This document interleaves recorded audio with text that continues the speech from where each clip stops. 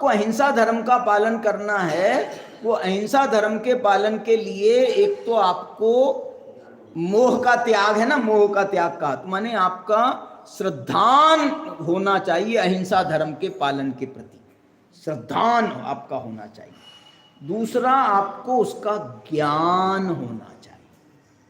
ज्ञान नहीं होगा तो तुम कहोगे साहब मैं तो बहुत अहिंसा धर्म का पालन कर रहा हूँ, बहुत अहिंसा धर्म का पालन कर रहा हूँ, और वो अहिंसा धर्म के लिए मालूम नहीं कितनी हिंसा कर जाए। बोले क्यों? बोले मेरे को तो मालूम ही नहीं था, मेरे को तो मालूम ही नहीं था। अब ये तेरे को नहीं मालूम है तो अब ये हमारा क्या दोष है बताओ तो सही। अपन लोग बहुत बोलते हैं कि साहब बिन जाने जो है वो भी तब भी पाप लगता है क्या? हमको तो मालूम नहीं था इसमें पाप होता है, तो पाप लगेगा कि नहीं लगेगा हमको? तो ये अज्ञान जो है वो उसका बहुत विवेक कराता है आपको। मैं कहता हूं आपको जो है ना अहिंसा धर्म के लिए, जैसे अपन लोग कहते हैं ना बहुत एफर्ट करना पड़ता है, हम सब बहुत मेहनत करते हैं अहिंसा के लिए, लेकिन यदि आपको ज्ञान होगा ना तो हो सकता है आपको जो है मेहनत कम पड़ेगी और धर्म ज्यादा हो जाएगा। नहीं तो तुम जो हम आरंभ का त्याग करेंगे, बोले घर गृहस्थी के आरंभ का त्याग कराया, यहाँ के आरंभ का त्याग थोड़ा ही कराया। अब जो है ना हमने घर बनाना छोड़ दिया, अब हम मंदिर बनाते, क्योंकि हमने जो है मंदिर बनाने का त्याग थोड़ा ही किया है। अरे यदि तू इससे अच्छा मैं काम बताऊं तुम्हारे को, यदि विवेक यदि तुम्हारे पास होता तो तुम ये मंदिर बनाने की बजाय तुम स्वाध्याय करते, तुम मतलब स्वाध्याय का जो है वो उपक्रम बढ़ाते, तो आपका जो है बोले स्वाध्याय करते तो इसमें स्वाध्याय होते तो बोलो कोई आरंभ ना वो आरंभ होता ना ये आरंभ होता, आपका स्वाध्याय बढ़ता तो विशुद्ध, और परिणामों में कितनी विशुद्धि बढ़ती।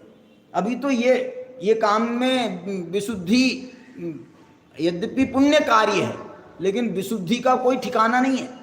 विशुद्धि का ठिकाना क्यों नहीं है? ये जो अपन मंदिर की जगह है ना, ये सप्तव्यसन का अड्डा था, बोलो अब इसको खाली कराना, तो खाली कराने के लिए जो है आपको भी साम दाम दंड भेद का उपयोग करना है। कोई एक ब्रह्मचारी था, वो कितने लाखों करोड़ लेके भाग गया, वहां कहाँ का खबर आई थी, सुनील भैया नाम याद है भैया का। तो ये जो है मैं ये कह रहा हूं ये ज्ञान की कमी है भाई साहब। आप जो है ना सिर्फ ऊपर से तैयार कर रहे हो, ऊपर से तैयार कर रहे हो, अंदर वो भावनाएं उसके अंदर नहीं भरी जा रही हैं।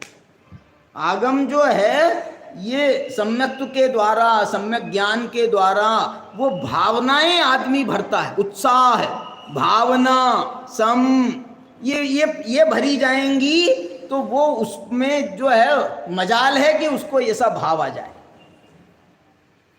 सम्यक तो माने ये भाव यदि आ गया तो बोलो आपका वो कौन सा अंग है अमूर्त उपगुहन और स्थितिकरण में, वो जिनदत्त सेठ वाला, वो भी भग गया था ना, लेकर के मूर्ति लेकर के भग गया था, उनने उपगुहन करके उसका स्थितिकरण किया, लेकिन लेकिन ये भाव पहले आना चाहिए, ये भाव पहले होता है वो भी भरे जाते हैं, लेकिन अब मामला बिगड़ जाए तो कहने में आता है।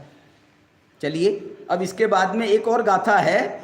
ये गाथा जो है ना अभी यहाँ तो सामान्य से उनने सम्यक दर्शन कराया, ज्ञान कराया, चारित्र कराया, अहिंसा धर्म कराया। अब ये जो 16वीं गाथा है ना, अब ये सम्यक तो जो है रुकेगा नहीं। सम्यक दर्शन की सबसे बड़ी विशेषता है, क्या विशेषता है मालूम? वो रुकता नहीं है, रुकता नहीं है, आगे बढ़ता है, वो आगे बढ़ता है। सम्यक दर्शन यदि होगा तो ये ठहर नहीं सकता। अब इसके बाद में 16वीं गाथा में पहला शब्द है पवज्ज। अब इसको दीक्षा दिलाने वाले हैं आचार्य, सम्यक तो आचरण चारित्र में अब दीक्षा दिलाने वाले। चलो इसकी विशेष चर्चा आगे करेंगे, आज की चर्चा को यहीं विराम देते हैं।